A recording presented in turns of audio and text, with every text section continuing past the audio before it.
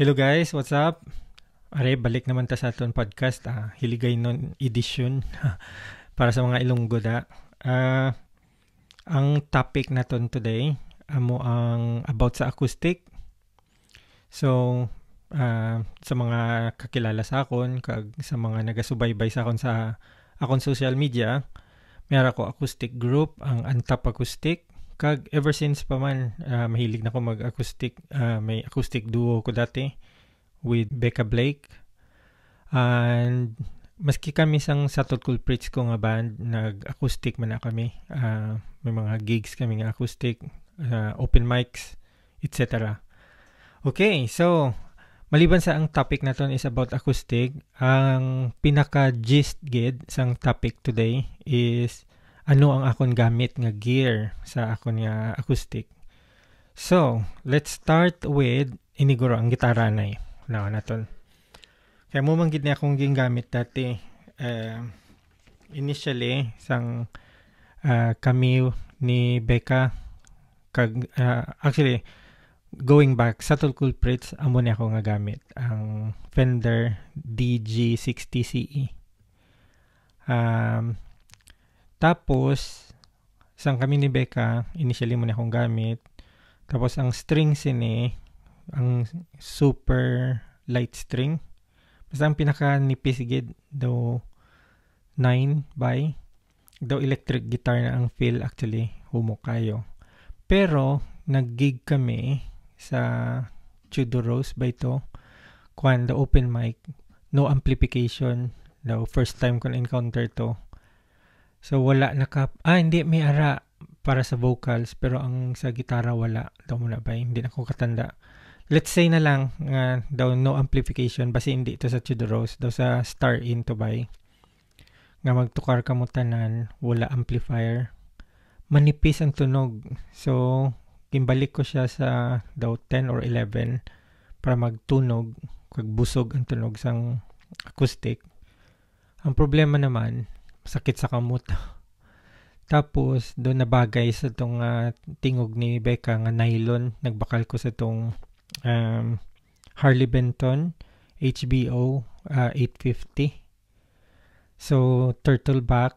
Basta, ipang butang ko sa description ang mga links niya ako na pangambal ng mga gear. So, muni ako nga pinakauna nga daw acoustic. Tapos mo to ang classical nga Harley Benton. Ginbaklan ko pa to sticker nga Becca Blake. Basking kami and everything, mga gigs. Mutugid akong gamit pag si Becca ang singer. Tapos nag-lockdown, nag-split kami kay nagsulod siya sa academy. So wala ko yasang papel para dito. Though nahadlok ko nga may mga spot check. Tapos syempre lockdown din. Nagakadto ko, wala man ko na-enroll sa school. Pero kailang lang niya gitarista. So, gaupod ko sa iya for maybe 3 times. Siguro kami naka-off the night dito. Audition niya. Mga daw rehearsal or something. Basta daw 2 to 3 times. Anyway. Nahuman ang lockdown. May mga na-meet na si Becca nga mga musicians. So, pagka human sang lockdown, may mga na-meet na siya nga mga musicians. Tapos, may mga ginpang referman ko, mga kakilala na ako sa Southampton, nag-widen na yung connection. And, so, nag-solo na gid siya, may ara na siya sang iyang mga group. Ako naman, ginpangbaligya ako kung mga gamit. Kaya daw ako, magkuha na lang ko sang gamay nga gamit. Damo na ko sa ito na pundar ng mga gitara. So, kaya pangbaligyan ako ng gamit. Pati ini, ginbaligya ko sa ako lang kakilala kay BJ. Tapos, basta presyong relative gid ba. Anyway, after na ko na nabaligya, mga pila lang gid ka bulan guro. Wala gani, mga 2 ka bulan. Na-meet naman ako si Jen. So, nagapangita si gitarista. Nag-meet up kami, nag-click kami. Kaya nanglan ko acoustic guitar. So, nagbakal ko sa itong Tiger AG 40 ba to? nalimtan ako. Basta ibutan ko sa description ang mga link. Muto ako nga acoustic guitar nga gamit sa kay Jen. Ito naman, namito siya kay Gamay. Daw 3/4 ba? Ito junior. Ini nga dreadnought ni siya, dako. So, mabudlay kung especially kung gatindog ka nga gitara, budlay ni siya. Ang scale length nila guro haba ni Gamay. Daw feeling ko lang So, ang disadvantage kung mahaba ang guitar, ang strings mas tighter, meaning mas matiga. So, mas humok to siya technically. Siyempre, pwede mo i-lower action, backlines ang mas lighter strings. Pero in general, in theory, kung mas mahaba, mas stretch ang strings. Tapos, kay Gamay ang body, manipis to siya tunog nga kung daw acoustic lang. Galing kay electroacoustic man to, pero may man naka-plug in, so okay lang. Ang problema, nag-choir kami sa akong anak kag ni Mrs. Ang sa church, wala gagamit man amplifier. Ito na naman liwat ako nga daw predicament. So, kinkatuan ko si BJ, kung magustuhan niya tong gitara, mag-swap kami balik sini. Kay dako tunog, kay dako ang body sa gitara. Kimpatry ko siya, namian man siya sa tunog sa to. Kay to be fair, namin magitutunog. Hindi lang siya muna kakusog kung daw acoustic, pero hindi naman siya nipis-nipis. Daw kung ikumpara dire, matunog lang ni Gamay. So daw muna ang istorya. Tapos kay Gamay ganito, manipis, mas ginamian gani siya dito. Maski ako man magtukar kami live, mas namian ko sa to, especially kung naka-plug in. So ini ang pinaka-purpose gid sini kung no amplification muna nga gusto ko ni kwaon liwat. So nag-agree man si BJ. So gin ilimpian ko ni kagin change strings, etc. Muna na akong gamit. So balik na ta sa atong topic. Grabe no. Intro pa lang na. Kamo man dira ko mayara kamo sa mga comments about kung ano inyong gamit nga acoustic guitar. Nakatry na ko Taylor, ang Martin and Company to, nakatry man ko, di na ko matandaan. Namigid sila nga gitara. Tanglewood nakatry man ko, Takamine nakatry man ko. Damo na ako acoustic nga na-try, pero siyempre nang try lang gid. Lain gid nga nang naging emo ang gitara kaysa sinang gin-try mo lang. So daw isa na siya. Kay kung emo gid ang gitara, daw tangkilikin ang sariling atin ba. Kung baga mas damo ka mahambal, ay siyempre gin love mo man ang gitara muna. So ato mga gin pang try na ko, maybe sang rehearsal dala na ang gitara o maging katuang kami like sa studio, sa Antap Talent Studio may ara dito sang Taylor. So na matry na akon kag nami man gid tunog. So syempre kung akon kina-set up ko akong gitara, so ang i-action, ang type of strings nga gamit, etc. Mas ano na ba daw muna akon nga na anadan na share nyo lang sa mga comments naton kung anong mga experience nyo, kag ang mga pwede nyo ma-share especially sa mga gapamati sa aton podcast. Siyempre may damo man sila gusto mabalaan daw mo na. So ini na siyang gitara. Damo ko videos nga muna ang gamit, kag ibutang ko man sa description ang unboxing sini, etc. Human na ta sa gitara. Grabe taas kayo nga haba-haba kayo nga istorya about pa lang sa gitara. Kag damo pa ta pwede istoryan actually about sa acoustic guitar nga ni. Pero ang pinaka gist gani sang topic nga ni is ano akong setup. So subong ang pinaka latest gid amo na ni akong ginagamit sa akon nga acoustic nga setup. Okay? Ang Fender DG60 CE.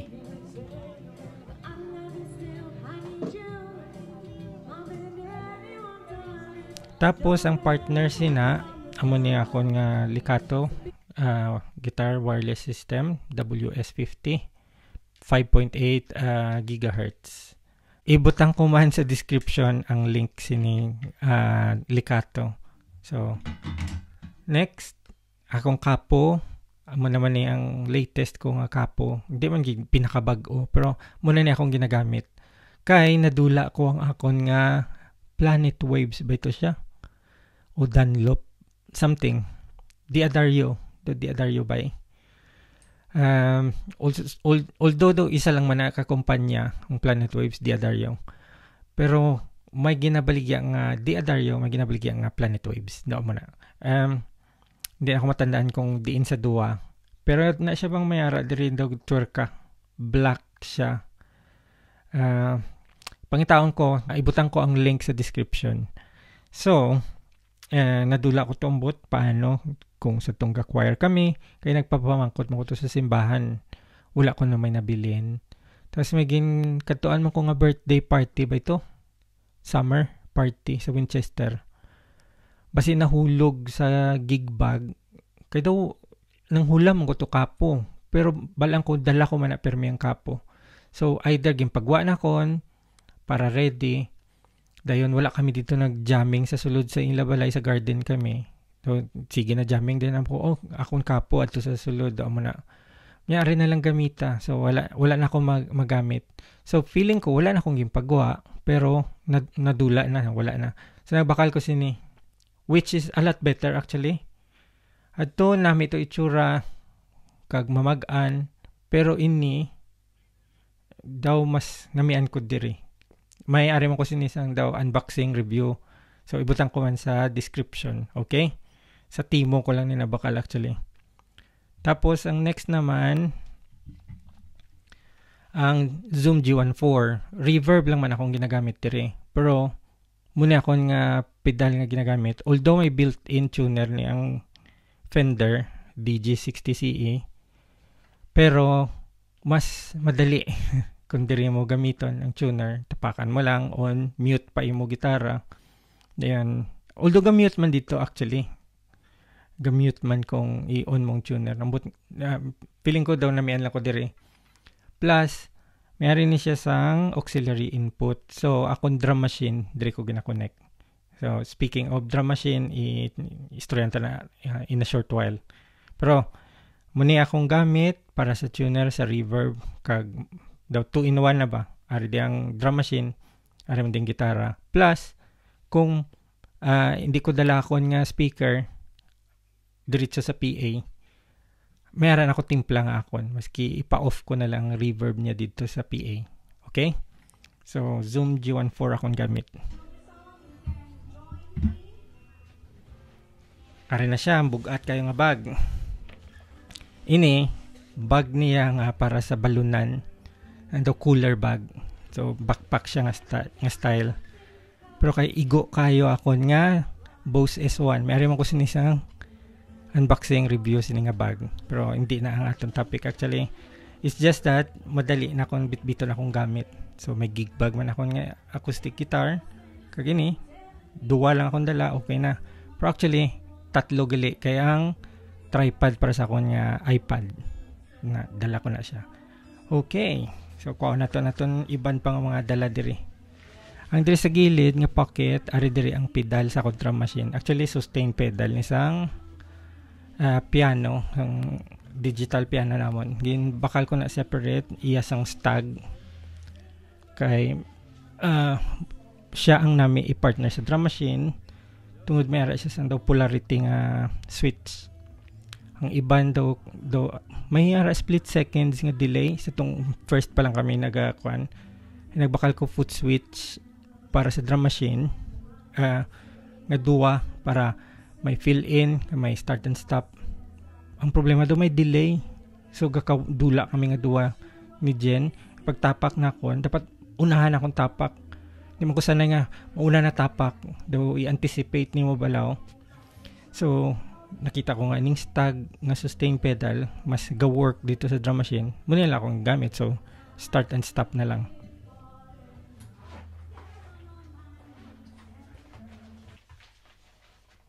So, amo ni ang drum machine, amo ang Boss Dr. Rhythm DR3.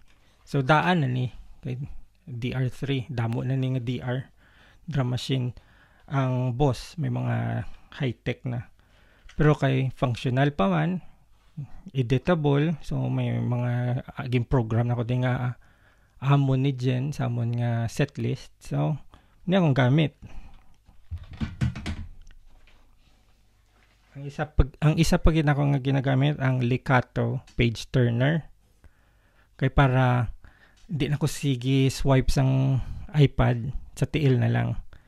So ang pedal ko sa dalom, ang Zoom G14, ang Licato page turner, kag ang pedal sang drum machine, ang stag nga sustain pedal para mag stop and start. Right.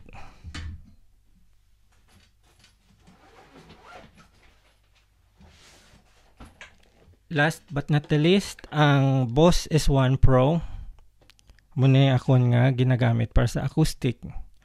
Kay meron na sang mic kag para sa gitara. So, may-ari ni siya sang tone match. Si Jen ang sa number 1 nga channel, ang iyang reverb taas. Tapos nakakadto sa mic, tone match nga mic. Tapos yung treble medyo angat, flat ang bass. Tapos adjust na lang kami volume. Ang ako, there is number 2. Nakabutang ang tone match sa gitara. Tapos 0 akong reverb.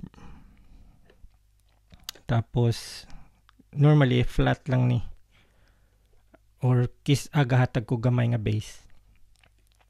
Muna akong setup sa gitara. Kay may timpla naman sa akon nga Zoom G14.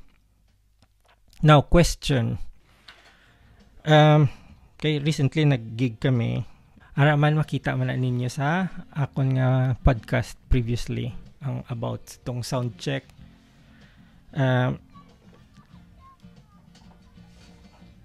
So, akon nga question, ano ang prefer ninyo nga gamit nga amp para sa inyo nga acoustic guitar?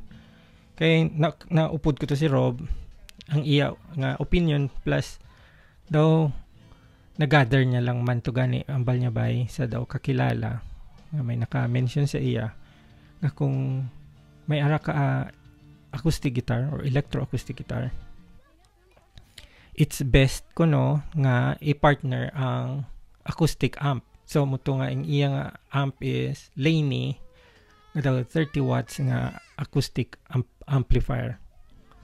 Nami man gid ang Laney to be fair. Pero sa inyo guys, ano inyo opinion abi sa sa amp? Kay kung ako ambal ko gani PA lang tapos ning akon nga Zoom G14, happy naman ko sa tunog sang akon nga acoustic guitar. And with this one, ang akon nga Bose S1 Pro kag ang acoustic guitar, sa akon nga feeling match man sila nga duha, nami man niya tunog. Pero kamo, ano inyo opinion? Mas nami gid nga mabakal ka gid, for example Marshall nga acoustic amp, may araman ng Fender acoustic amp. Ang isa nga daw nami nga acoustic amp ang Roland. Wala ko naka-own pero nakakita na ko, damo na ako nakita nga naga-busking or naga-perform sa mga bar kag pub. Roland ila gamit kay saksakan nimo mic kag ang imo nga acoustic amp. Kusog siya, actually kusog. Mahal ang Roland. Pero nami kag daw may option pagid sa battery. Bali ang Bose S1 is rechargeable, so much better. Pero adto siya, okay lang man kay pwede man battery, may mga rechargeable batteries man kung if ever muna imo nga plano. Pero muna no, kung kamo ano sa inyo pa matyagan kanang langgid bala nga magbakal gid ka sang imo nga acoustic amp para gid sa imo acoustic guitar. Siguro kung daw professional acoustic player gid ka guro, I would say yes. Pero kung daw kuan tawag sini na bang versatile player ka, siguro ang Bose S1 nga sa akon daw okay na sa akon mga ginakuha nga mga gig. Kay kung mabasking, pwede ko madala. Tapos na mga hall nga mga gig, hindi man nimo upod ang mga banda. Kaya daw lain ang pagka-crisp sang tunog mas nami gid man tunog tung kami tapos gin DI out niya iya nga acoustic guitar. Do na feel gid man ako nga manami iya tunog. Ini may ari man ni line out actually ang Bose S1. Wala pa na ako matry nga nang nag-gig dayon naka line out tapos acoustic guitar akong gamit. Kay kung may mga gig kami kag may PA, wala naman ako nang ginadala actually. Ang Zoom G14 na lang ako ginasaksak sa PA. So, muna guys, kung mayroon ka mo tira questions, suggestions, comments about sa nga topic, i-drop lang ninyo dira sa aton comment section. Then i-check nyo na lang sa description ara dira ang mga links ipangbutang ko about sa mga gimpang hambal na kon sa akong gear. So in recap, bago ta magtapos ni aton podcast, akon nga gamit is ang Fender DG60CE nga electroacoustic guitar, tapos Likato WS50 nga guitar wireless system, kadto sa Zoom G14, tapos ang accessories na ko ang capo from Timo, ang page turner para sa akong iPad nga Likato, but anong pangalan na sinilipat ako, basta wireless page turner sang Likato. May mas manami sila magamon ni abi. So sa simbahan kasi mahuya ko magtapak kay may ga-click. Pero mayara ang Likato medyo mahal kaysa dire kag medyo dako. May ko ni gamay-gamay kayo. Di mag-consume space diri sa gamay nga bag.